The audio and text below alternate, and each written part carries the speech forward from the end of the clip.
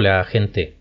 Bien, ¿de qué nos advirtió el autor Oswald Spengler en su obra Años decisivos de 1934? Hoy vamos a analizar este texto, que tiene varias cosas interesantes para pensar, y que es un libro importante para ir entendiendo la visión que tenía este autor sobre la humanidad y sobre la historia. Como sabemos, Spengler fue un autor nacido en 1880 en el Imperio Alemán, y en su obra más conocida da la idea de que las sociedades humanas tienen un ciclo de vida como si fueran un organismo vivo, ciclo que normalmente se compondría de una etapa cultural más viva y creativa, y luego una etapa civilizada que hereda las creaciones de la etapa anterior, pero queda estancada, sin capacidad de resolver de manera profunda los problemas que se van generando. Esto nos puede servir para entender que, dentro de ese ciclo, hay etapas que son más claves que otras. La historia tendría, como se suele decir, sus momentos bisagra, que marcan el devenir de los acontecimientos. Bien, el autor comienza expresando su simpatía por el hecho de que en su tierra se hubiera terminado el ciclo político que había durado desde 1918 hasta 1933, con varias coaliciones protagonizadas principalmente por los socialdemócratas. Esto tampoco significa exactamente que él apoyara al nuevo modelo nacional que había llegado, más bien tenía simpatía a que llegara el final de los poderes que se habían atrincherado en la cima previamente. Desde ese momento empezaba objetivamente una nueva etapa en la historia de su país y, en definitiva, una nueva etapa para el mundo. Estos años decisivos, según el autor, iban a estar marcados por ser grandiosos, entendiendo como grandiosa a una época que no iba a ser necesariamente estática, sino dinámica.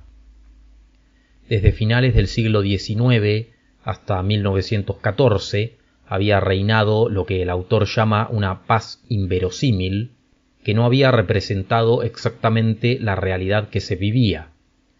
Al estar desde su perspectiva dentro de los ciclos naturales de la historia de las sociedades humanas, los hombres de este tiempo iban a vivir inevitablemente esta etapa grandiosa, sin que eso signifique que pudieran llegar a ser felices.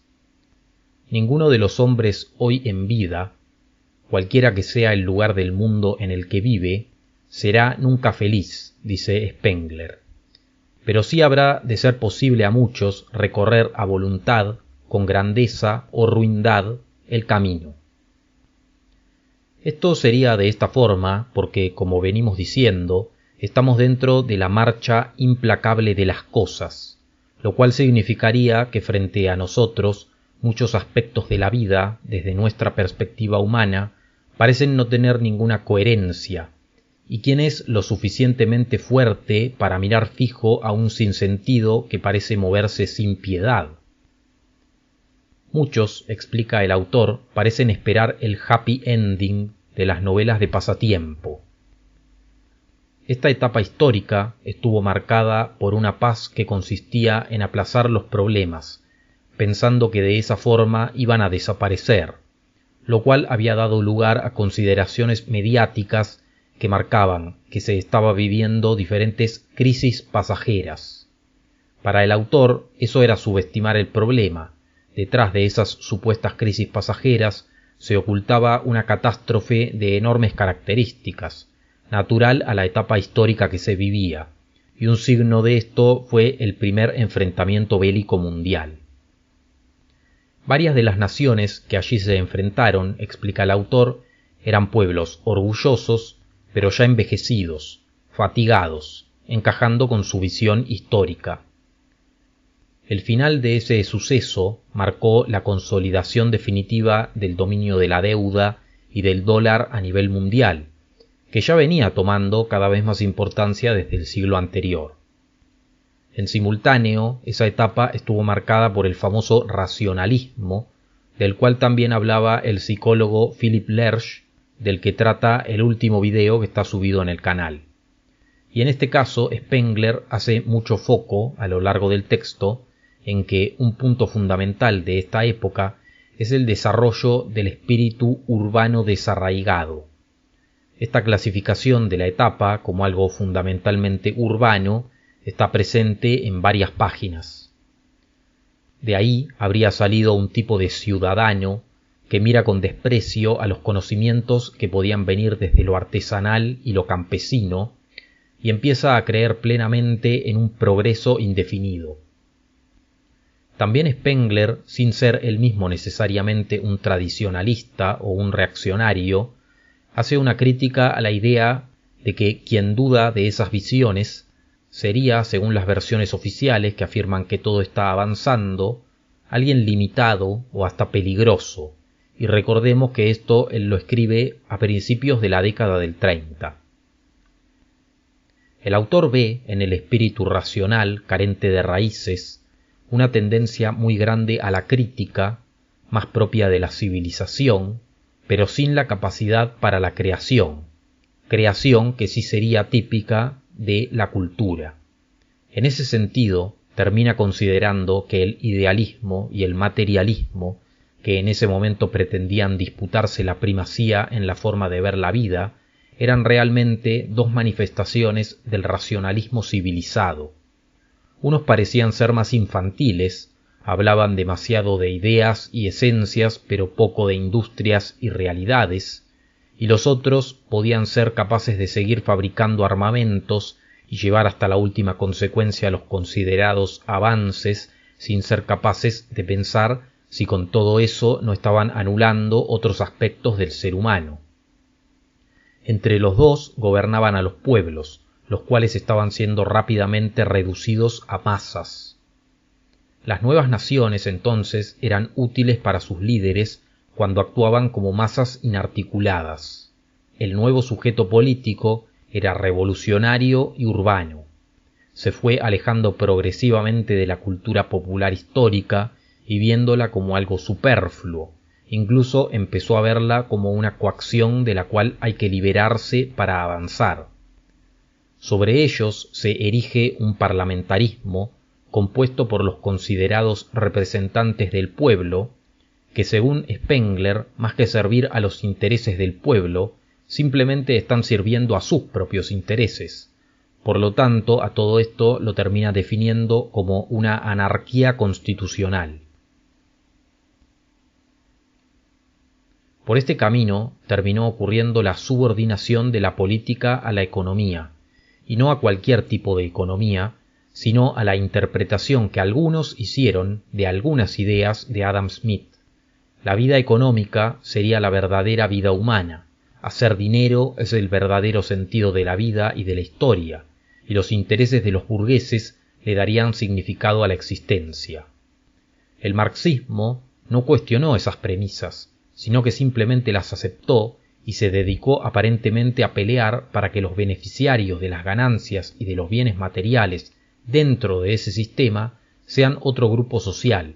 De hecho, concretamente, Spengler menciona que en verdad lo que más ha salido de los sectores de izquierda son intelectuales fracasados que, odiando su vida, se han convertido en agitadores profesionales, aprendieron a cómo manipular a las masas y a dirigirlas para satisfacer sus propios intereses. Todo lo que sobresale les resultaría odioso. Por lo tanto, al autor le resulta esperable que además de ir contra los millonarios de dinero, luego los izquierdistas fueran contra los llamados millonarios de cerebro en una cruzada por imponer lo ordinario como regla. La figura del proletario excluye la idea de que alguien pueda disfrutar de su trabajo y contribuyó a elevar la figura del trabajador a magnitudes casi sagradas.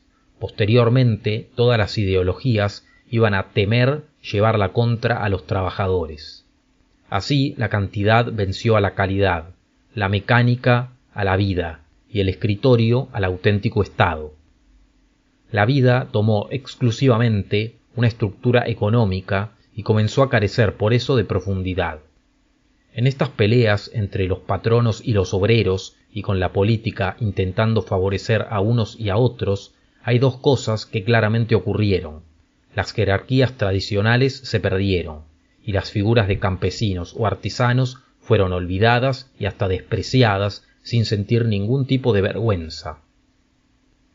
El elemento más conservador, según Spengler, solo quedaría en los ejércitos, donde cada eslabón ocupa el lugar que le corresponde sin que se pueda aparentar ni cumplir un rol que no es el propio, porque eso tiene un efecto negativo inmediato.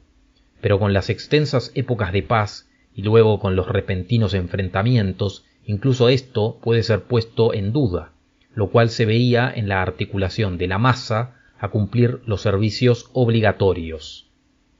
Spengler explica claramente cómo, por ejemplo, en Inglaterra fortalecieron sus industrias internas para crecer más allá de lo liberales que pudieran sonar sus teóricos. Vieron más allá del simple balance del año siguiente y confiaron en el Estado para llevar a cabo sus objetivos. Pero tiempo más adelante, varias de las naciones que alguna vez supieron ser fuertes se estaban debilitando. Señal de esto podía ser el hecho de que la población estaba dejando de ser numerosa, el número de hijos se estaba achicando. La segunda señal era, como mencioné antes, la pérdida de valores elevados, como el honor. Todo signo de distinción es mal visto y combatido. Contra las personas que se distinguen en algo cultural, intelectual o espiritual, se volcarán todas las ansias de venganza.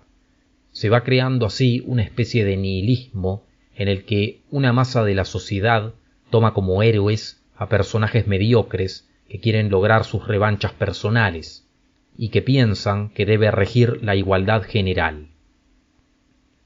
En medio de todo este clima se encontrará una iglesia que cada vez más se verá confundida y también tentada por hacerse urbana, moderna e igualitaria, y que incluso se pondrá por detrás de teóricos que, buscando la igualdad general, no son otra cosa que escolásticos materialistas, personas que en algún momento tuvieron una genuina ansia de justicia, pero totalmente mal canalizada, y que se refugiaron en el pensamiento utópico.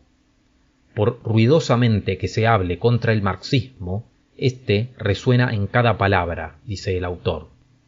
¿Y qué pasaría, se pregunta Spengler, si la llamada lucha de clases suma otras causas junto con esa? ¿Qué pasaría si junto a los obreros marchan, por ejemplo, los pueblos de África contra los pueblos del norte?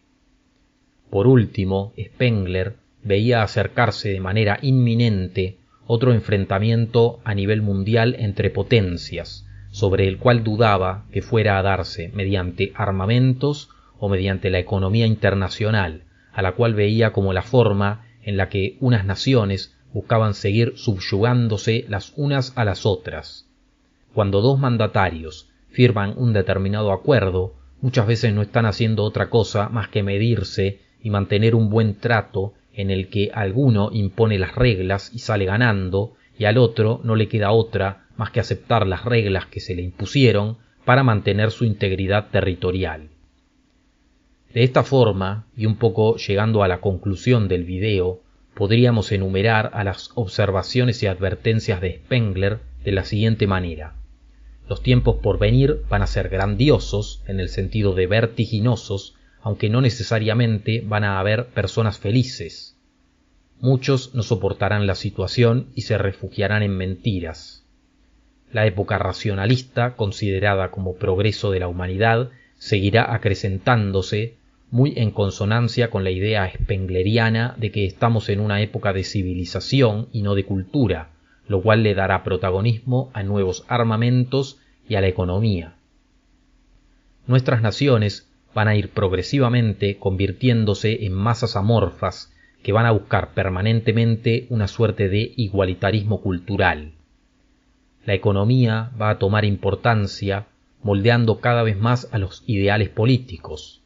Se van a perder todos los rastros de las sociedades tradicionales. El financierismo internacional va a tomar cada vez más protagonismo.